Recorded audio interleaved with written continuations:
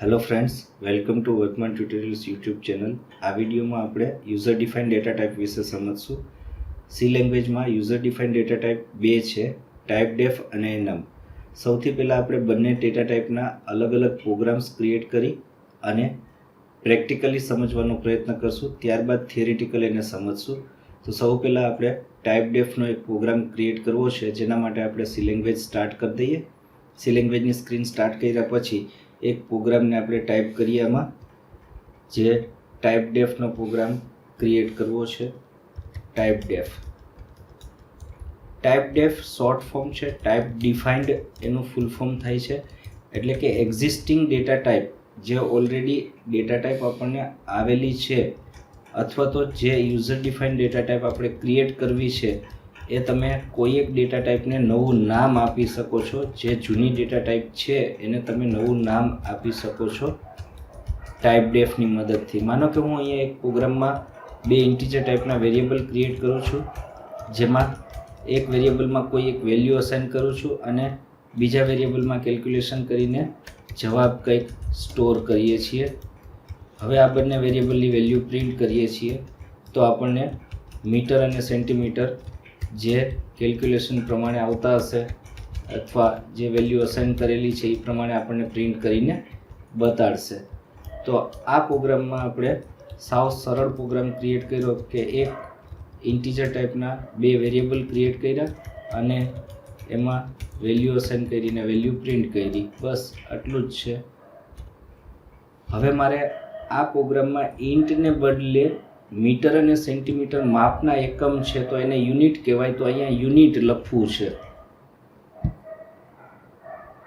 આ યુનિટ લખવા માટે પહેલાં તમારે યુનિટને ડિફાઇન કરવા પડશે. યુનિટને ડિફાઇન કરવા માટે તમે લખશો ટાઈપ ડેફ, પછી યુનિટને તમારે જે ટાઈપના ક્રિએટ કરવા છે એ ડેટા ટાઈપ એટલે કે જૂનું નામ અને ડેટા ટાઈપને નવું નામ જે આપવું છે તે. આ રીતે તમે યુનિટ ડિફાઇન કરશો પછી તમે આ પ્રોગ્રામમાં યુનિટનો ઉપયોગ ઇન્ટને બદલે કરી શકશો. હવે યુનિટ ચાલશે, એ જ આઉટપુટ, કોઈ ફેરફાર નહીં. ટાઈપ ડેફ ફક્ત આટલું જ કામ કરશે, જૂની ડેટા ટાઈપનું નામ નવું આપશે. એટલે કે કોઈ એક ડેટા ટાઈપ ઓલરેડી છે એને નવું નામ આપવા માટે તમે ટાઈપ ડેફનો ઉપયોગ કરશો. Next, annum data type. Annum વિશે સમજવું છે. એનમરેટેડ કોન્સ્ટન્ટ્સ ડિક્લેર કરવા માટે વપરાશે. એનમરેટેડ કોન્સ્ટન્ટ એટલે એક પ્રકારની ફિક્સ્ડ વેલ્યુઝ કે જેને આપણે બદલી ન શકીએ. એ કોન્સ્ટન્ટ ડિક્લેર કરવા માટે એનમનો ઉપયોગ કરશો. માનો કે હું અહીંયા કોન્સ્ટન્ટ ડિક્લેર કરું છું Monday, Tuesday, Wednesday, Thursday, Friday, Saturday અને સન્ડે. આ કોન્સ્ટન્ટને ઇન્ટીજર ટાઈપની ફિક્સ વેલ્યુ અસાઇન થઈ ગયેલી જ છે.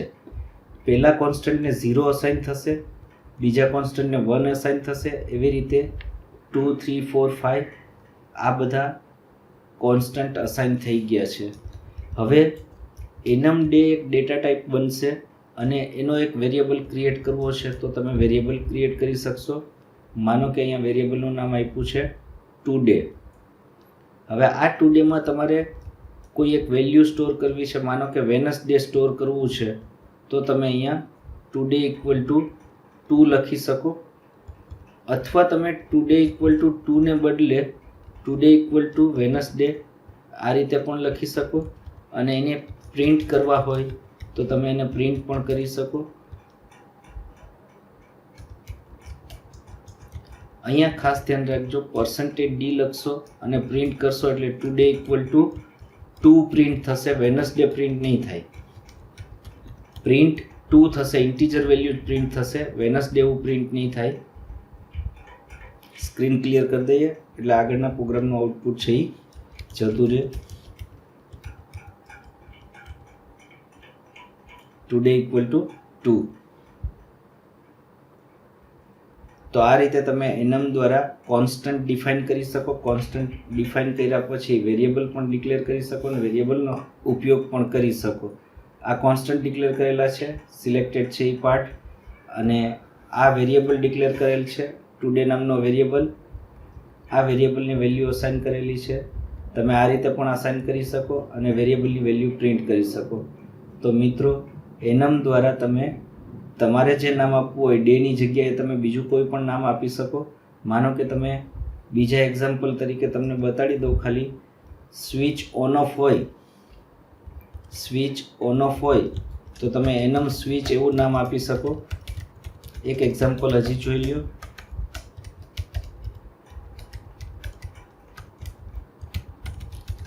માનો કે તમે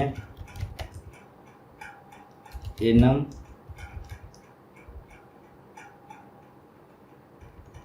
પાવર ઓફ ઓન. હવે તમે અહીંયા વેરિયેબલ ડિક્લેર કરો enum પાવર સ્વિચ 1.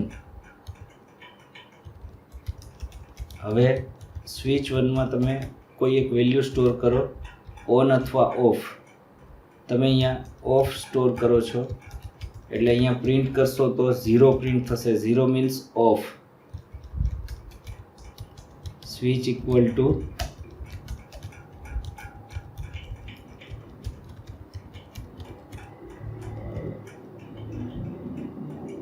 ઝીરો. આ રીતે તમે ઘણા બધા પ્રોગ્રામમાં enumનો ઉપયોગ કરી શકો. તો મિત્રો, આ પ્રેક્ટિકલી આપણે જોયું. હવે થિયરિટિકલ આને સમજવા માટે એક ફાઇલમાં થોડું લખાણ છે જેને આપણે સમજીએ યુઝર ડિફાઇન્ડ ડેટા ટાઈપ વિશે.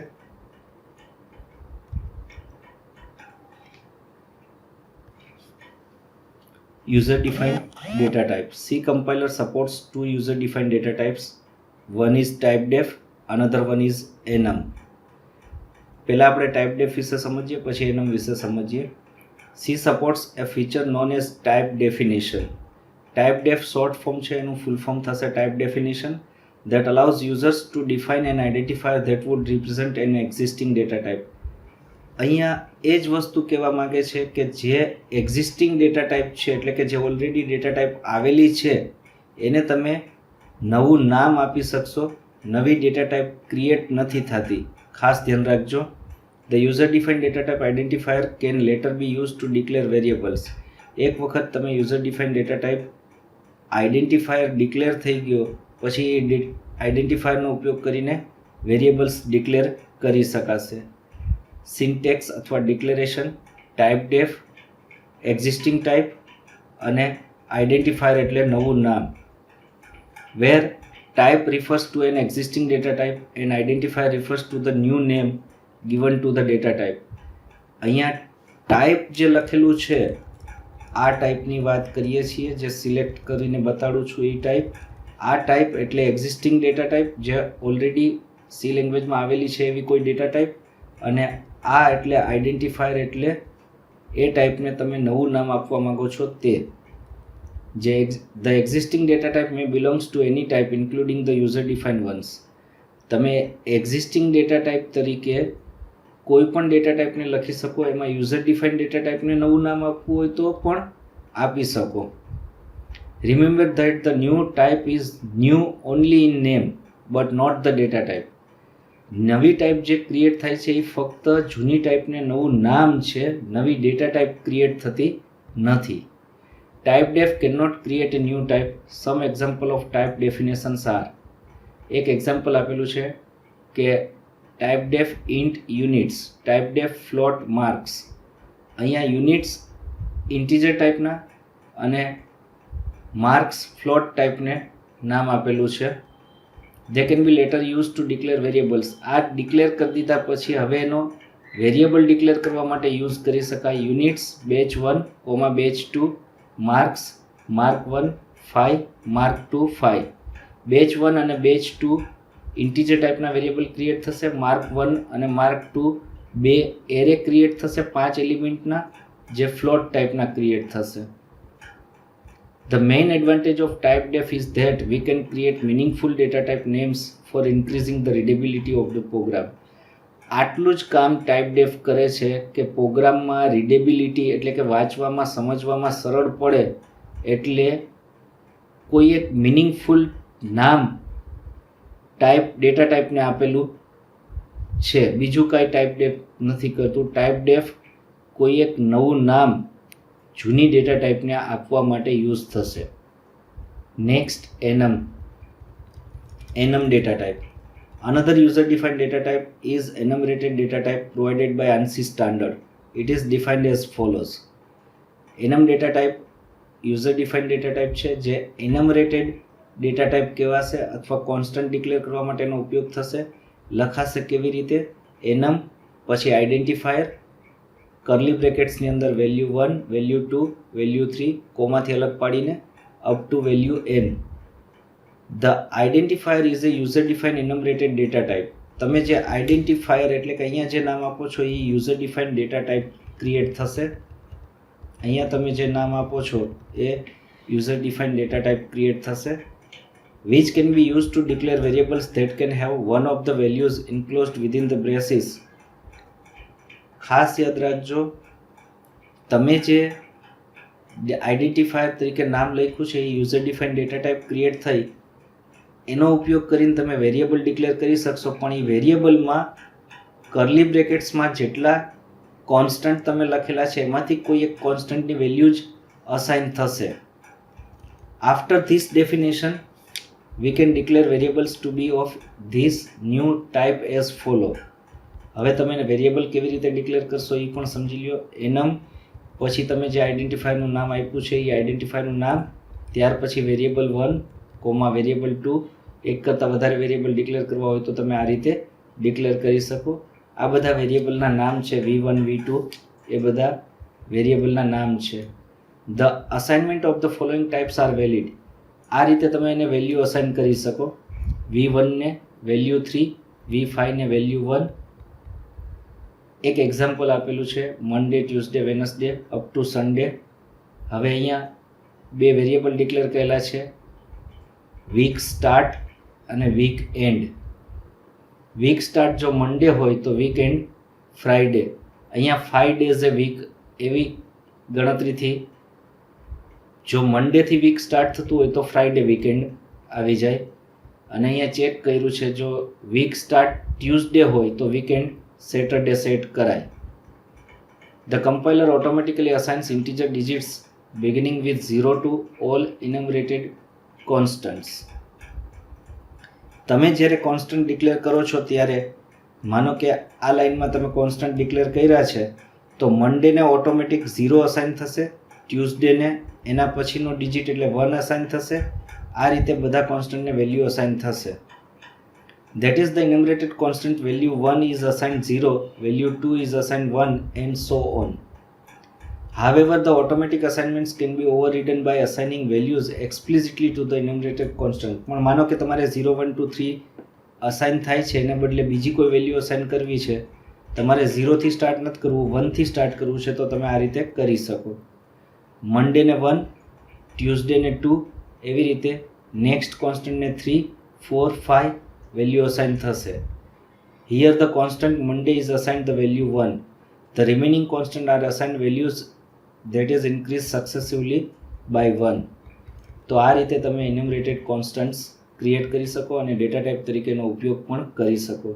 તો મિત્રો આ વિડીયોમાં આપણે યુઝર ડિફાઇન્ડ ડેટા ટાઈપ ટાઈપડેફ અને enum વિશે સમજ્યા. નેક્સ્ટ વિડીયોમાં આપણે થોડાક પ્રોગ્રામ્સ ક્રિએટ કરશું પણ સાથે યુઝર પાસેથી વેલ્યુ ગેટ કેવી રીતે થશે એ સમજશું અને યુઝર પાસેથી વેલ્યુ ગેટ કર્યા પછી અલગ અલગ પ્રોગ્રામ્સ ક્રિએટ કરી અને પ્રોગ્રામ્સને સમજવાનો પ્રયત્ન કરશું. ધન્યવાદ.